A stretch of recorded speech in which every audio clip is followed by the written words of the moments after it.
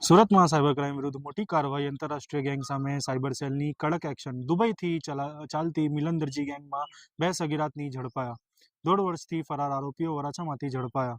વૈષ્ણવજન તો તેને કહીએ જે પીડ પરાઈ જાનાને રે।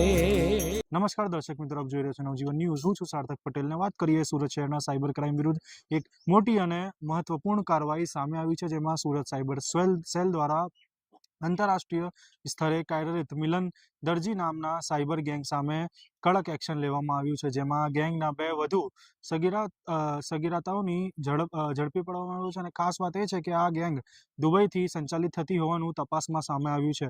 પોલીસ સૂત્રોના જણાવ્યા મુજબ ઝડપાયેલા બંને આરોપી જે છે તે છેલ્લા 1.5 વર્ષથી ફરાર હતા અને સતત પોતાની ઓળખ છુપાવી સુરત પોલીસની ચકમો આપી રહ્યા હતા।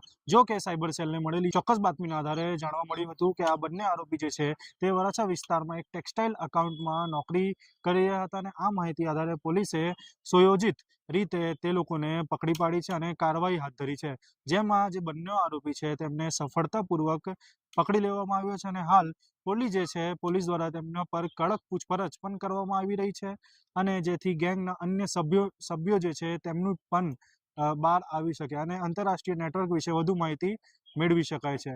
આ ગેંગ ક્રાઇમ ગ્રાફ પણ ચોંકાવનારો છે। દેશભરમાં આ ગેંગ સામે અત્યાર સુધીમાં 27 જેટલી FIR નોંધાઈ ચૂકી છે, જ્યારે NCRP પોર્ટલ પર 1800થી વધુ સાયબર ફ્રોડની ફરિયાદો નોંધાઈ છે, જે દર્શાવે છે કે આ ગેંગ કેટલો મોટો પાયે લોકો સાથે ઓનલાઈન છેતરપિંડી કરી રહી હતી। આ કેસમાં અગાઉ 17 આરોપીઓની ધરપકડ કરવામાં આવી છે અને જ્યારે આ 2 આરોપીઓ સાથે ટોટલ આરોપીઓનો આંકડો જે છે તે 19 પર પહોંચી ગયો છે। પોલીસના જણાવ્યા અનુસાર આ ગેંગ ટેકનોલોજીનો દુરુપયોગ કરીને લોકો સાથે ઓનલાઈન ફ્રોડ કરતી હતી અને મોટા પાયે આર્થિક નુકસાન પહોંચાડતી હતી। હાલ સુરત સાયબર સેલ દ્વારા આ કેસમાં વધુ તપાસ તેજ કરવામાં આવી છે અને આ ગેંગના મુખ્ય સૂત્રધાર સુધી પહોંચવા માટે પણ પ્રયાસો કરવામાં આવી રહ્યા છે। આગામી સમયમાં આ કેસમાં વધુ મોટો ખુલાસો થઈ શકે તે અને વધુ ધરપકડો પણ થઈ શકવાની શક્યતા પણ વ્યક્ત કરવામાં આવી રહી છે। આવો સાંભળીએ ડીસીપી અધિકારીએ શું કીધું।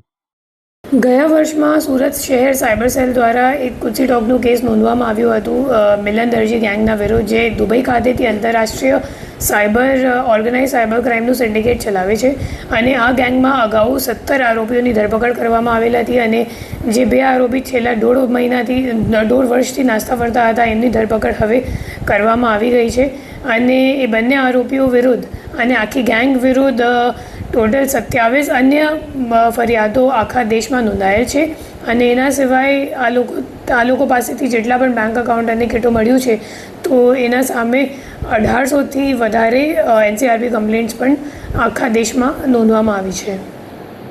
કઈ જગ્યાથી આરોપી પકડાયા છે ને કઈ રીતે બાતમી મળી? અમે લોકોને બાતમી મળી કે છેલ્લા 1 વર્ષથી એ લોકો સુરતમાં હતા અને અમે લોકો એમને શોધવાનો પ્રયાસ કરતા હતા। પછી ગઈકાલે ખબર પડી કે એ લોકોએ કંઈક ટેક્સટાઇલની ખાતામાં નોકરી લઈ લીધી છે અને વરાછા ખાતેથી એમની ધરપકડ કરવામાં બંનેની અગાઉ 17 આરોપી પકડાઈ ચૂક્યા છે અને હવે આ બેને આપણે સમાવેશ કરીએ તો ટોટલ 19 આરોપીઓ થઈ જશે આ ગુચ્છી ડોગના ગુનામાં।